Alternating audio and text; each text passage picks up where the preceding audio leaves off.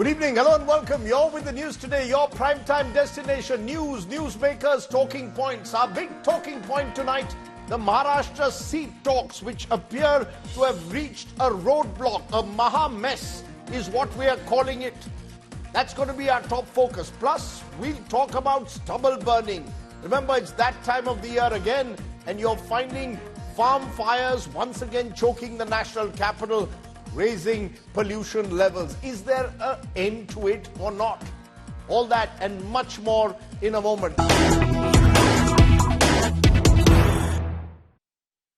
But the story we are breaking at this moment is coming from Cyclone Dana that is set to make a landfall later tonight along the east coast of the country. It's nearing the Odisha coast as we speak. Odisha flight operations have been temporarily suspended. Kolkata too is monitoring the situation closely. Bengal Chief Minister Mamata Banerjee is reportedly monitoring the situation from the secretariat there. An evacuation is underway. NDRF teams have been deployed along the east coast, both in Odisha and in West Bengal. So the big news coming in at the moment is that heavy rains already in parts of Bengal and Odisha, as both Odisha and Bengal are gearing up possibly for the cyclone effect on when it hits landfall. Let's go straight across first to Anupam Mishra. He's joining me from Dhamra in Odisha. Anupam, you're there at where the landfall is likely to take place. Is this going to happen post midnight? Have the wind speeds lessened in any way? Yeah, well, first of all, let me tell you that it's raining heavily at present at Dhamra port and at Bhitarkanika, and these are the places where the landfall will take place, and wind speed has not picked up as yet, and the wind speed which we were experiencing in the morning was extremely strong, but right now it is a lull before the storm that we can say. Wind speed is not as strong as we have seen, but it'll pick up, and according to the Met Department, the wind speed can go up to 120 km per hour gusting when the landfall process will start, and it will go on for several hours till the morning of 25th of October. So every team like NDRF, Coast Guard, State Disaster Management, police have been placed at strategic points, especially near coastal areas like Dhamra Port, Right. Bhitarkanika, and Paradeep and Balasore. So these are the places where this cyclone can impact much more, and that is why the teams have already been on alert and are ready. Okay, let's go then from Odisha to Indrajit Kundu, who's joining us from Digha in West Bengal. Already we are hearing of heavy rains in Midnapur and parts of West Bengal. Give us an update. What measures have been taken? We are told that flights to and fro from Kolkata could also be suspended. Well, that's right. You know, even though Odisha is going to face the major brunt of this cyclone, West Bengal will have an impact, but not as much as Odisha. We are here in Digha, of course, all through the day. It's been overcast. There have been very windy, and it's been raining on and off. Suddenly, the raining has stopped, but within a few minutes' time, you know, it won't take much time for things to change. There were gutsy winds just a short while back, accompanied by heavy rains, and that is the concern. All through the night, there is going to be heavy rain all across, you know, districts in South Bengal, and especially in East Midnapur district, which is a coastal region. And that's why Chief Minister Mamata Banerjee will be staying back at the State Secretariat all through the night. There is a monitoring room that has been created, and continuous you know, reports are being generated from these coastal districts as well as districts like South and North 24 Parganas. The Kolkata airport operations remain suspended. They were suspended at 6 o'clock in the evening, and they will remain shut till 9 a.m. in the morning tomorrow. And there are some restrictions in local train services by the Eastern Railway in the suburban areas of Kolkata. Kolkata will also get a lot of rain tonight, and therefore the Kolkata Municipal Corporation has also been alerted, because remember what had happened during Amphan. There were a lot of trees that had fallen, roads were blocked, and there were waterlogging. This time, of course, the administration claims that they are completely prepared. 1.5 lakh people have been removed and evacuated from the coastal areas, is what the government claims here in West Bengal. Now, all eyes on tonight, once the landfall takes place in Odisha, and perhaps tomorrow morning, there will be fresh stock that will be taken as to what is the situation on the ground in the aftermath of the cyclone. Joining me now, as I said, Indrajit Kundu there reporting from Digha, and Anupam Mishra reporting from Dhamra and Odisha. Thanks very much for those updates. We'll keep tracking the story of the cyclone as it makes a landfall later tonight. Let's turn from there to the political cyclone. Okay, let's turn to the big political story where the Maha-Aghadi seat deal stalemate continues, as does the stalemate now also in the Mahayuti. That's right, as the battle for Maharashtra, the biggest state election of 2024, is reaching a stage where it is a Maha mess. Both the major coalition partners are yet to resolve the deadlock on several seats, particularly in the case of the Maha-Aghadi in Vidarbha and in the case of the Mahayuti in Mumbai. The jostling has now even reached Delhi, with Amit Shah, the Home Minister, holding a meeting that lasted several hours here in Delhi, even as a meeting is carrying on at Matoshri, the residence of Uddhav Thackeray. It appears that both the Shiv Senas, the one of Eknath Shinde and Uddhav Thackeray in particular, are becoming a major roadblock. What really is this Maha mess, and how will it be resolved in the big battle for 2024? Take a look at this report.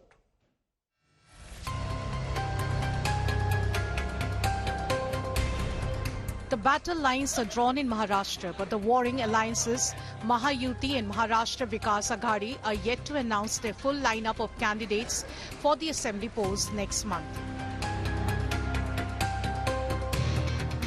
If the Shiv Sena headed by Chief Minister Eknath Shinde is driving a hard bargain with the BJP, on the other side of the divide, the Shiv Sena UBT is making things tough for the Congress.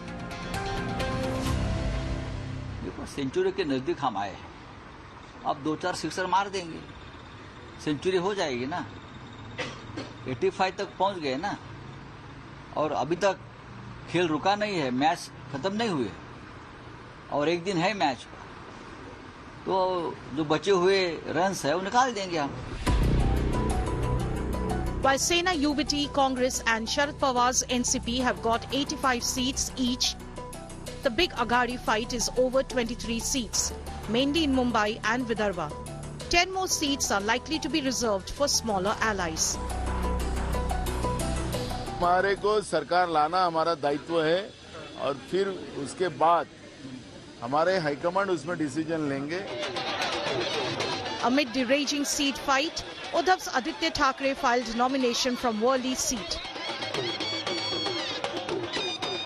Challenge हमारे राज्य में बेरोजगारी का है, वो हमें दूर करना है. लेकिन किस तरह से अब महायुति अगर यहाँ पर कोई देती है उम्मीदवार, तो किस तरह से लड़ाई होगी आपको लगता है?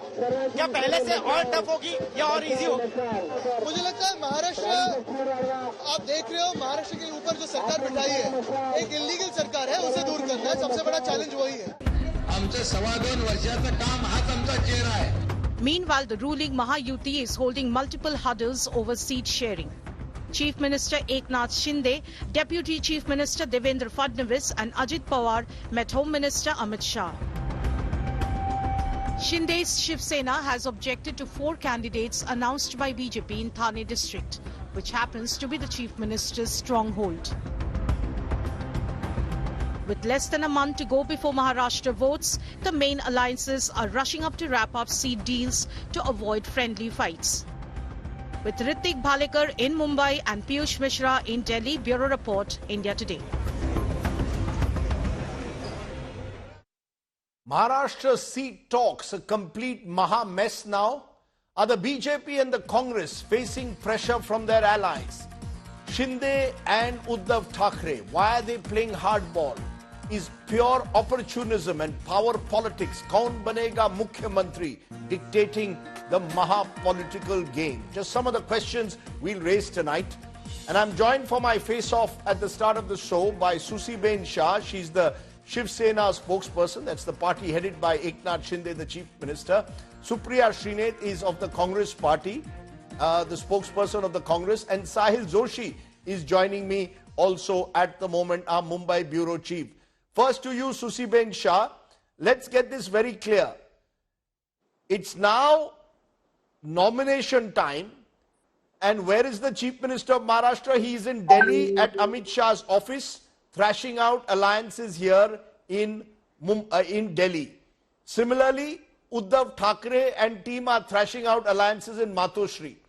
The truth of the matter is both the Senas seem to be holding almost the Congress and the BJP to hostage. Is that a right take or not? Good evening to all, and I must say this: the Shiv Sena is one of the largest regional party and the strongest regional party in India. We are not running away from the fact that we are negotiating hard with our Mahayuti partners, but it is behind closed doors. We are not in a public space. We are not taking public press conferences one against the other. That's not happening. We have every right. As a Shiv Sena, as the most popular CM, Eknath Shinde, 35% is the popularity rate. And you yourself have called him the common man. He's earned the nickname of common man. There is also no shadow of doubt, and very clarified by Mr. Fadnavis, that we are going in this battle with Eknath Shinde as our CM. So therefore, let us understand this, that we are together. Yes, we are No, BJP, ma'am, let me correct you. BJP has not said that Eknath Shinde will be the Chief Minister of Maharashtra if the Mahayuti wins. They have not said that. Please be clear. They have not said otherwise as well. That seems to be one of the battles within a battle. The fact is, the BJP, in fact, Amit Shah was quoted by a Marathi newspaper saying, "Humne bahut tyag kiya hai. We have sacrificed a lot to make you Chief Minister." Please keep that in mind. Are you telling me that the Mahayuti, if it wins, Eknath Shinde will be the Chief Minister come what may? Is that what you're saying? Mr. Sardesai, BJP has also not said otherwise. When there was a press conference giving a report card, the very next day when the election was announced, Mr. Devendra Fadnavis categorically said that we are going in this election and the CM is sitting next to me. So therefore, as far as we are concerned, we are going ahead with the battle. We are going towards Viksit Maharashtra. All of us are aligned and firmly on the saddle. Okay. There is no dispute. You see, let me complete. One more second. They have distributed 85. When the press conference was on, look at the grim faces. I mean, I was surprised and shocked. No one has still told which seat who was contesting.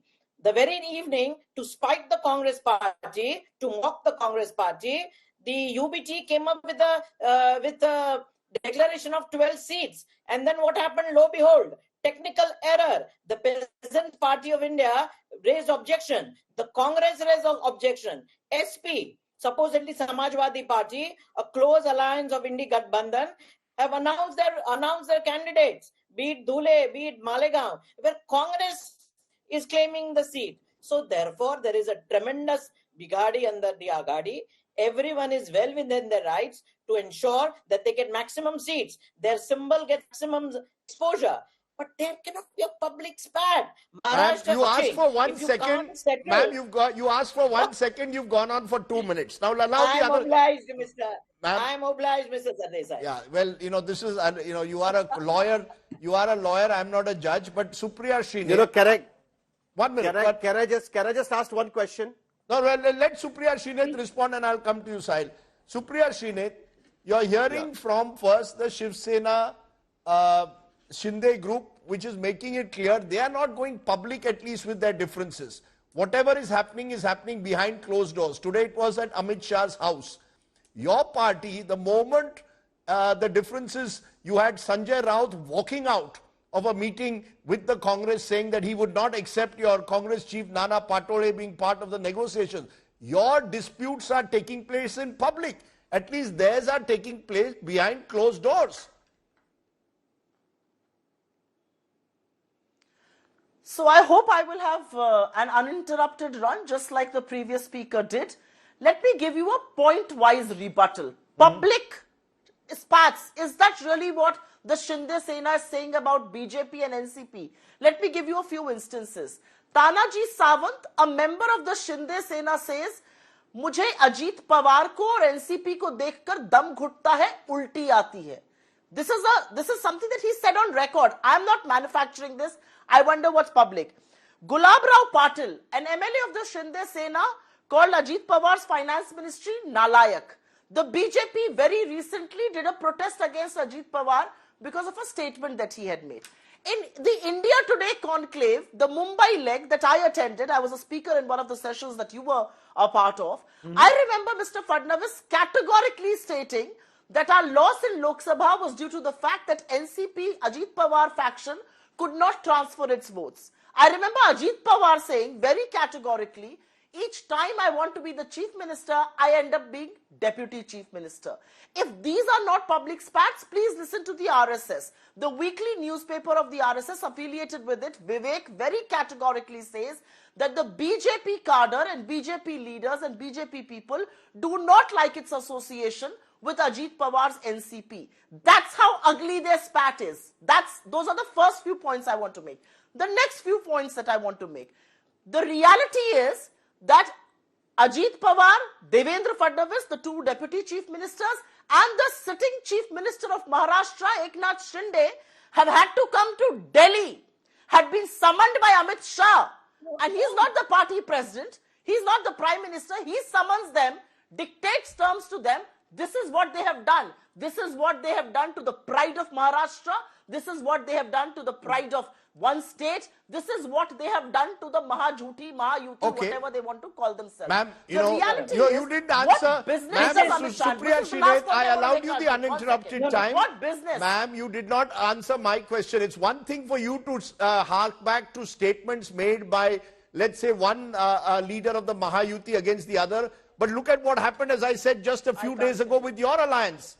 The Shiv Sena's Sanjay Raut walked out, saying he didn't want to be part of the negotiations with the Congress. My limited point is, what is the impression going out? The impression going out is that your alliance can't get its act together. Yesterday, you all announced 85 seats to all three. There are 288 seats in Maharashtra, which leaves another 33 still up for grabs.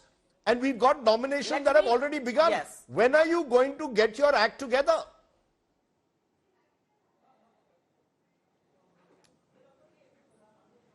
Rajdeep, your voice is breaking. If you can have this fixed, but I will answer that question for you. It's a very clear question. The answer lies in your question itself. 85 each makes it 255. We have already said, what are we going to do with 255 of the 288 seats? Only the fate of 33 odd seats is left. Whereas the Mahayuti Alliance has announced 182 out of 288, which leaves 106 yet to be decided. And with names, I want to just do a roll call with a few seats. They haven't been able to decide who's going to contest Shivaji Nagar. Amit Shah is dictating terms to NCP, saying Nawab Malik will not contest. Will Nawab Malik's daughter Sana Malik will be given ticket? Amit Shah will decide that, not the NCP in Amravati. Then Morshi, Ajit Pawar wants to contest. They don't want to give the seat. Andheri East, Shiv Sena wants to contest. BJP doesn't want to give the seat. Chembur, Shiv Sena wants to contest. BJP doesn't want to give the seat. Dindoshi, Shiv Sena wants to contest. BJP doesn't want to give the seat. The reality is 106 seats have to still be decided between them. Only 33 for us. And it's quite as simple as that. Okay, even as you speak, we are getting breaking news. And Sahil Joshi, I want you to respond to that. The breaking news we are getting is that the Congress has finally announced its first list for Maharashtra. So the Congress has announced a list of 45 names. It's the first list.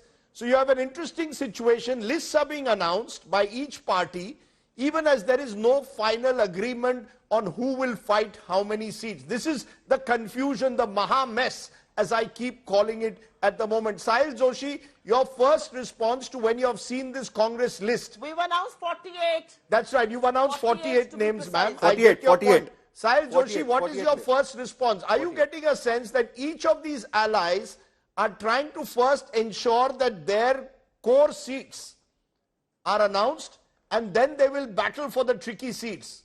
Is that the sense you get, Sahil Joshi? Yeah, of course, because I was just going through the list of 48 candidates at this point of time, and I could see that most of the MLAs have been repeated, and obviously the Congress has taken, just like the BJP and any other party, the Congress has also taken care of they have announced only those candidates where they are completely sure that there will not be any kind of a rebellion. Because they cannot find any other candidate than this. The way we saw in the BJP list, out of 99, 80 MLAs were repeated by the BJP. So even they were going quite safe. Similarly, in the Congress's list, we are seeing the same kind of a trend. In most of the seats, including that of Shiv Sena UBT, they were jittery about one particular seat where they had a sitting MLA, and there was a challenger as well, but Uddhav Thackeray decided to go ahead with the sitting MLA, because this is the election where nobody wants to take a risk. NCP Ajit Pawar's list came day before yesterday. Came yesterday. 38 candidates he declared. All the MLAs he had were repeated by him. Exactly the same with Shiv Sena, Eknath Shinde's Shiv Sena. 45 candidates were declared, and everybody, either somebody's son or the sitting MLA has been repeated. So nobody is taking a risk at this point of time, and that is one of the reasons why. It's interesting you use the word that lots of sons and daughters are in the race. The one thing I see about Maharashtra, forget about all this talk of Parivarvad. Every party in Maharashtra has Parivarvad, to the point where families are divided. Look at Baramati. Now we are told in Baramati that Ajit Pawar will be fighting against his nephew. So you've got Yugendra Pawar, who is the son of Ajit Pawar's brother, who will take on his uncle. And this is happening in several parts of the state. I repeat, Maharashtra appears to be a maha mess. And that really is a defining character. It's a state which is split wide open in different ways. And each party, remember there are 6 parties across 2 alliances that are trying to grab as many seats as possible, in the hope that they will be party number 1. So, Susiben Shah, Eknath Shinde apparently is saying Thane Kalyan is my area. I just want to put this graphic. His pressure on the BJP. He says that Kalyan East BJP has fielded Sulbha Gaikwad, wife of the MLA Ganpat Gaikwad. Ganpat Gaikwad is in jail for firing at a Shiv Sena leader. Thane, the BJP has fielded Sanjay Kelkar. Kelkar sought probe into work done by the Thane municipal body, which is run by Shinde's supporters. In Airoli, the BJP candidate Ganesh Naik's son has defected to the NCP Sharad Pawar, and the Shiv Sena wants this seat. In Murbad, the BJP fielded the sitting MLA Kisan Shankar Kathor. The Shinde wants these seats. Now, I want to understand, is Eknath Shinde basically saying, I am the face of this alliance, I should get more seats? The BJP already has said that we will take more than 150 seats. Are you putting the BJP under pressure and saying, look, we have the chief minister, give us more seats? Now, I'll tell you this, it cannot be denied that the Thana is the bastion of our Pramukh Neta, Shri Eknath Rauji Shinde. It just cannot be denied. Over the years, Shiv Sena has a stamp of approval from all the people of Thanekar. So that cannot be denied. Now, I would not like to open this, but every spokesperson, whether it be English, Hindi, Marathi debate, like a broken record, they come up with the same thing about NCP calling names to each other, so on and so forth. Let me just remind them that it was Balasaheb Thackeray who called NCPs a bunch of scoundrels, called the Congress workers bunch of inaks, and the Congress workers are doing mujra at Sonia Gandhi. Now, just because this is a rebut to what my friend Supriya said. Now, coming back to the Mahayuti and Maharashtra elections. You see, let us understand this. Just 26 seats apart, maybe 26 or 27. But now, in the last 2.5-3 months, we've galloped, we've understood our mistakes, and we have taken strong measures, being on the ground, listening to the voice of the people, and you will see that when the elections are fought, we will emerge as the Mahayuti. The highest number of seats will be won by us. Okay. Yes. Today, we have the chief minister in Eknath Rauji Shinde. He's the most popular person. He's the most popular and acceptable face in the Mahayuti. And therefore, we are asking a lion's share of the seat. Okay. Sahil Joshi, there seem to be two battles taking place. One is Uddhav Thackeray wanting a large chunk of seats because he wants to assert himself and become chief minister. And there is a belief that Eknath Shinde is doing the same with the BJP because he wants to be chief minister. Is there a battle within a battle? Sena versus Sena, kaun banega chief minister is a battle within a battle, and neither side wants to concede either to the BJP or the Congress in Maharashtra. Well, that is completely true because, you know, it's not only who wants to be the chief minister, but it is also the battle of survival because, you know, Maharashtra is a very interesting state where the BJP, despite its all efforts, couldn't cross the line of 30% vote share. And the biggest reason behind that was because the BJP has always been in alliance with the another Hindutwadi party, that is Shiv Sena. And that vote share actually commands the situation where it works like a buffer between the BJP and the Congress. And that's how the politics has always maneuvered. And now what has happened is that because there is a split in the Shiv Sena, you know, the BJP wants to eat into that pie so that, you know, they can progress, whereas the Congress now, you know, thinks that, you know, this is an opportunity where, you know, they can also grow the way they saw the opportunity in Lok Sabha, where they emerged as a #1 party in Maharashtra in the Lok Sabha elections. So that is the reason why both the national parties are trying to look at improving their performance than what they had done in 2019. On the other hand, the split parts of the Shiv Sena are looking at the survival, because if they survive, then they are going to see the next election. Whoever survives the Maharashtra Assembly elections with the power in their hand, along with their alliance partners, will survive for the next election. That is why this is actually about survival. We are only showing Shinde pressure on BJP. Let's turn now to the pressure that is coming on the Aghadi as well. The Aghadi allies, remember, as we've said, have got 85 seats each. There are 288 seats in Maharashtra. There's a deadlock at least over 23 seats because there are about 10 friendly parties which will also get seats, or 10 seats given to friendly parties. There are about 15 Mumbai and Vidarbha seats which are still up for grabs. 3 of them in Mumbai, 12 in Vidarbha. The Sena UBT versus Congress battle is raging over these seats, and the Aghadi may leave 10 seats for the smaller allies. Would you concede, Supriya Shrinate, that after your defeat in Haryana, the Congress is vulnerable to these pressures? The Congress now cannot dictate terms either to Sharad Pawar or to Uddhav Thackeray.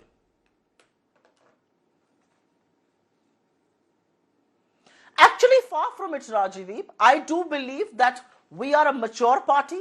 I do believe that we are a party that is the fulcrum of the India alliance, and there will be places where we will have to have a large heart, and we are going to take that leap of faith with our alliance partners. I think the truth can't be farthest from what you just said, but I do want to make a point to a statement that is often used by the spokesperson who just spoke before me. Sorry, I forget her name. I think Susi Benji. Yes, Susi Benji. Broken record. That seems to be your favorite phrase, ma'am. But the reality, yes, with all due respect to her, that seems to be your favorite phrase, ma'am. But the problem with you is you don't realize that you are in alliance with these people. जिसको देखकर उल्टी आ रही है, उसके साथ आप सरकार चला रही हैं. ये difference है. बाला साहब ठाकरे जी ने जब हमसे ये कहा था, तो हमारे खिलाफ थे. You know, you being an educated woman, I'm now told on the show, you're making a very flawed, false argument, and I'm going to keep puncturing holes into it. But I just want to say one thing here, Rajdeep. We can keep talking about tickets ad nauseum. We can keep talking about lists ad nauseum. Nobody is talking about the fact that Amit Shah, who comes from Gujarat, presided over the stealing and the loot of projects from Maharashtra to Gujarat. Whether it was Foxconn Vedanta, whether it was Tata Airbus, whether it was the bulk drug park, whether it was the medical device. You know, 9.7 lakh crore worth of investments were stolen from Maharashtra by Gujarat. The same Amit Shah is now sitting and dictating terms to them. Don't you have some shame? Don't you have some pride? At least for the state of Maharashtra, show some spine. One minute. Are you telling me, Supriya Shrinate, are you questioning, 1 minute, Sushiben Shah, let me ask the questions. Supriya Shrinate, are you saying that Amit Shah cannot hold negotiations? He's the BJP's home minister. He's someone who's been seen as the election strategist. He does it for every state. Is he not entitled simply because he's from Gujarat? He can't discuss Maharashtra? I am not for a minute saying Amit Shah can't do what he is doing. He can do that because he's trampling over the pride of Marathis, of the Maharashtrian people, of the state of Maharashtra. That's what he is doing. There is a BJP president. Where is he? When we have discussions, we have a president amidst them. Where is Mr. Nadda? Why is Amit Shah presiding over these meetings? Why is he dictating terms to Ajit Pawar and to Eknath Shinde? Who will they field? Is it not true that in Worli they are pushing for Shaina NC to join the Shinde Sena so that their candidate can go? Is it not true that seat after seat they are pressurizing their alliance partners to field their own candidates? Am I wrong with this information? Is it not true that even in Thane and in a place like Kudal, they are asking Nilesh Rane to join the Shiva Sena because they want him to be fielded and Shiva Sena has no choice? That's the reality. I'm only asking a question, and I'm saying that almost 7 lakh jobs were stolen, almost 10 lakh crore worth of investment was stolen. Who's going to talk about all of that today? You know, whether there's, ma'am, just a minute. Ma'am, now you must, you've done to them at the ballot ma'am, box. you know, this is what happens when we have, usually now on News Today, we sometimes don't get spokesperson because it ends in a battle, but the fact is, using the word stolen, maybe a bit of an exaggeration, but no, we wrong take. Or right is none but of Sushi Shah, ma'am, just. Is it an exaggeration, Rajdeep?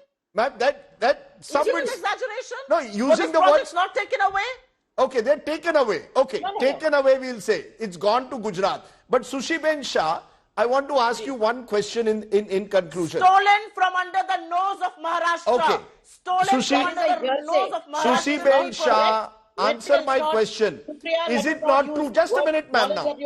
Sushi Shah, is it not true that the BJP is trying to dictate terms to Eknath Shinde? He's trying to resist it. The truth of the matter is this has become a battle, some are saying, between Amit Shah and Sharad Pawar. They are the two real khiladis. Everyone else are the pawns in this game. Whether khiladi or not, whether we go to BJP or not, whether BJP dictate or not, it is none of the business of the Congress party. They better get their own house in order. Now, as far as the BJP is concerned, we are in discussion with them. Yes, we are pressing for Thana. We are pressing for our candidates. But we will ensure that the person who with the maximum winnability gets the seat. And I don't see why. And the Congress should have a problem in that. For a minute, if Amit Shah ji suggests a candidate, what is wrong? I don't seem to understand. The problem in Aghadi is they don't have candidates in most of the seats. They just have sitting MLAs for approximately 70 seats. That is a problem I gather. Okay, that is a problem I gather on both sides. Let me therefore end with Sahil. Ma'am, let me end with Sahil Joshi. Sahil Joshi, while Sahil Joshi is quickly giving us all the breaking news update. Just a minute, ma'am, now. Sahil Joshi, am I right to say Maharashtra is a maha mess? That both these parties are struggling at the moment simply because they have broken apart in the last 5 years. They don't have candidates. They want to grab as much of power as possible or as many seats as possible. It is a maha mess. Well, absolutely, because, the political situation in Maharashtra has completely, turned topsy-turvy in last 5 years. Somebody's having alliance with somebody else. The alliance are breaking. The parties are broken. The symbols are taken. Party name and identity has been taken by somebody else. And because of that, even the workers are very confused at exactly with whom they are going to fight this election for, and that is the reason why it is fine. And for the first time in Maharashtra, it's very interesting. In 2014, all the parties contested elections separately, and now after 10 years, there are 6 parties, and they have come together to form 2 alliances, 3 on one side and 3 on other side. So for the first time in Maharashtra, the 3 parties are coming together to distribute 288 seats. This had never happened before. And all the parties are of almost same importance. And that is the reason why they cannot win the election without each other's support. And that's why this mess is happening. And in that itself, there is a fight for survival. There is a fight for chief ministership.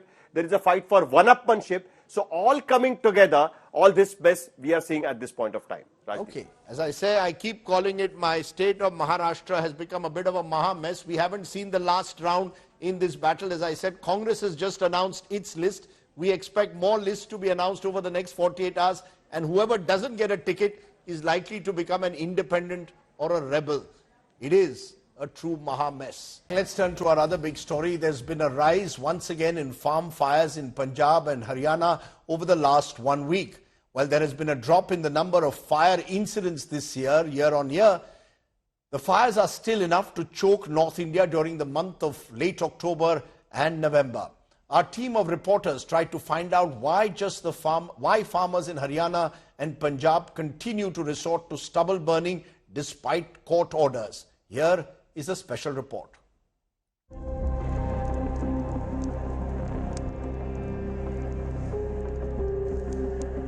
Data shows that there has been a decline in farm fires in both Punjab and Haryana since 2021.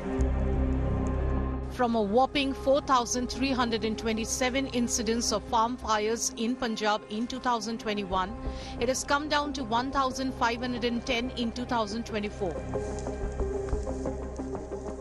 This decreasing number has been a consistent annual matter. Yet the farms continue to burn stubble and cause hazardous air pollution.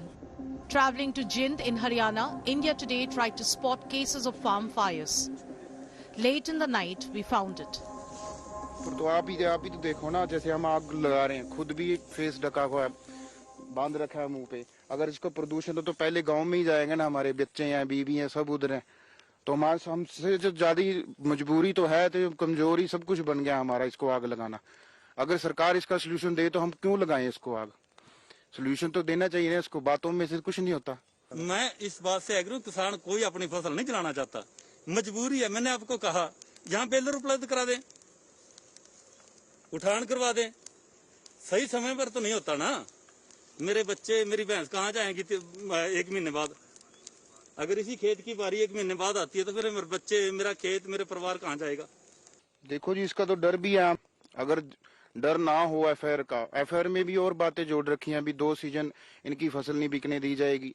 मगर एक तो मजबूरी है, एक को ऊपर से दबाने वाला काम है भी किसान को किसी न किसी तरह इसको दबा दिया जाए. Standing in the middle of the burning farm, we realized there is a shift. Earlier, the entire farm used to be on fire, but now farmers burn it in patches. किसान का दर्द भी होना चाहिए ना. ये सरकार थोड़ा भी सरकार बन गई और सुप्रीम कोर्ट ने ऑर्डर कर दिया, दूसरे ने कर दिया. कौन कराता सरकार ही है ना. सरकार पहले व्यवस्था करे. अगर सरकार व्यवस्था करी होती तो इसको उठान होया तो मेरे तो आग लगाने की जरूरत क्या थी.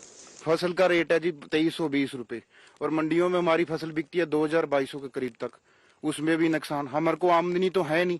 आमदनी होगी तो अच्छी हम साधन भी ले लेंगे, जहाँ तो खरीद अच्छी करे हमारी. और बेलर लेने के लिए 10 से 15 लाख रुपए लगता है. तो 5 एकड़ वाला जमींदार कहाँ से 15 लाख रुपए लगा देगा? आमदनी तो है नहीं.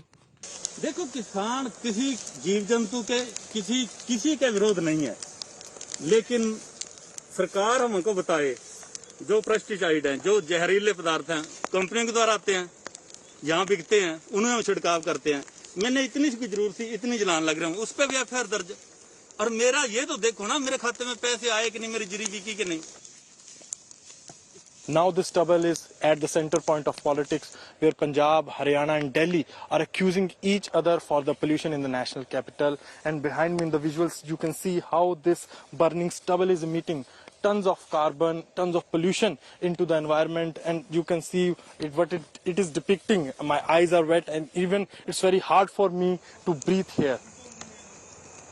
Farmers claim they are desperate because the solutions are not economically viable to them. The Haryana Agriculture Department claims they are providing machinery like balers, happy seeders and super seeders for both in situ and ex situ stubble management. Let's raise the big questions. Will farm fires continue to choke North India yet again? Why is stubble burning so tough to stop? How can the government step in to curb farm fires? I'm joined by 2 experts. Dr. Rajdeep Singh is Assistant Director General Agronomy and Climate Change at the ICAR Agricultural Technology Application Research Institute. Anumita Roy Chaudhary is Executive Director, Center for Science and Environment. Rajbir, first to you. You've also done work on the ground in Punjab. This time we are told Punjab there has been some control over the farm fires. In Haryana, absolutely no control.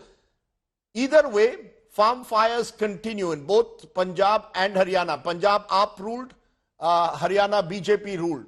Why is it so difficult to stop? Rajdeep, this is a very complex issue. We have very less time. So central government has done a great job by giving an exclusive and excellent scheme on the crop residue management for 3 states, particularly Punjab, Haryana and Uttar Pradesh. And they are providing these machines on subsidized rate, even as high as 80% subsidy for the custom hiring center and 50% to the individual farmers. The purpose is that to involve the rural youth as a entrepreneurship and making the use of this parali for making or earning. Till now, in last 5 years, fund to the tune of around more than 3,700 crore has been disbursed for purchase of these machines to the farmers. And for your information, now it is around 2.73 lakh machines available in Punjab, Haryana and Uttar Pradesh. And if I dissect it, then around 1.3 lakh machines are available in Punjab, 89,000 machines are available in Haryana, and more than 68,000 machines are available in the Uttar Pradesh. So are you saying it is better? Are you saying it is better now than it was in the past? There is more access to machines. Consistent reduction in the fire incidents, but the volume is too high, area is very high. Okay. And for your kind information, I tell you, in last 1-2 years, the area under ice has also increased. Now, giving a figure... You made a point. Let me bring Anumita Roy Chaudhary to get another view. Anumita Roy Chaudhary, you heard Dr. Rajbir Singh saying, and the figures do support the fact that the number in volume have reduced. The number of farm fires have reduced. However, as we see with the pollution figures in Delhi in particular, Delhi continues to have very poor air quality. Is it that we can never reach a stage where there will be no stubble burning? That zero stubble burning is simply not possible. So, very well put, Rajdeep. And what I would really like to say here, that even though there has been some progress in reducing the overall numbers and over the years, but now the time has come when after 4 to 5 years of experience, we really need to do and understand ground realities and the realities around implementing the solutions that are part of the plan that we have just heard about. Clearly, what is very evident now, that there is a mismatch between the demand for machines and timely allocation during peak demand. And therefore, and at this moment, we have not really carried out a proper village-wise gap analysis to prioritize timely allocation of machines. And also, it is just not about the total number of machines available. There could be 1.5 lakh machines in Punjab, but a part of this is privately owned and some part which is in the common pool. But the logistic of making the machine available to the small farmers on time is not really working out. And also, so you're saying there are machines on the ground, correct me, you're saying there are enough machines on the ground. It is ensuring that they are used properly and they are targeted better. Absolutely. And more important, that some machines, we are told, are also so inefficient and not even operational. So therefore, we really have to understand about that. And the cost of operation, looking at it from the perspective of small and marginal farmers, the cost of operating those machines, the fuel cost, etc., we have to understand those realities of the farmers. And another very important point which is not working, because we also talk about ex situ solution, which is a source of additional income for the farmers. It is very fascinating today, Rajdeep, that if you look at the new developments in NCR, there is industrial demand for crop residue as a biomass for fuel and energy production has actually increased. And cost of biomass pellet that we use in industry is higher than even coal. But despite so much of value being generated around the biomass, the farmers, when they are selling the stubble, they are getting pittance or they are giving it away for free. Simply for the reason that we have not invested enough to create the right infrastructure for collections, safe storage, transport that is needed to link the farm with the market to take that stubble to the industry. And therefore the biomass, now who is going to invest in that infrastructure? Right. Are the private biomass aggregators or the government. And that's something we really have to work out very quickly. The learning curve is with us, but it is time for the course correction. The reason I've raised this is because, remember, the Supreme Court yesterday seemed to suggest that all these efforts are an eyewash. Dr. Rajdeep Singh, do you think that the Supreme Court was excessively harsh, that on the ground change is taking place? Is that what you're saying? Rajdeep, I think Anumita has given a very good, points which are practical also, and I feel that availability of machine, because the small and marginal farmer, they can't purchase the machine, and the availability to them at the real time availability is the main issue. I do agree with it. Theoretically, if we talk about the availability of machine, Rajdeep, 32 lakh hectare area, for example, for instance, I take the example of Punjab. We have 35 days of harvesting. We have around 1.3 lakh machines in Punjab. Theoretically, it can possible because each machine can work around 25 hectare in a span of 35 days. But when we talk about the practical part of it, yes, we have a lot of problem with us. But let me cite one example here which has clicked this year. In fact, take the example of Amritsar district. I would intensely put this example because he has got a very good successful story this time. You know, Guru Nagari Amritsar, the first fire happens on 15th or 16th or mid of the September. The short duration variety Pusa 1509 is harvested at that time. The availability of machine at that time is very crucial for that. This time, Administration and Agriculture Department, including the extension wing of the department, and even a good role played by the KVKs, they made available to the machines to the and even brought the machines from side by areas, adjoining areas, so that at so you're saying this model has given a good scope of what Anumita also told. So I'm going to stop you all both there. As I said, I had limited time. We'll expand it. This is not going to end. Next week, we'll probably do a wider debate on this because remember, next week is Diwali. There'll be additional issues at that time as well. I'm glad to know from my two experts that it's not as dire as is being made out, that there is some hope, and therefore, hopefully, we will see pollution levels being brought under control sooner rather than later. It's a huge challenge. Which cannot be minimized, but I appreciate my two guests joining me here on the show tonight. Let's end, therefore, with a good news today's story. A story on a pilgrimage of peace. Filmmaker Baldev Singh began a yatra from Pakistan, is traveling to gurdwaras across the world, has returned to Patna after clocking 6,000 kilometers and is on his way to Kuala Lumpur. What is the message behind this arduous journey? It's a message of peace and harmony, something that all of us in the world need more of.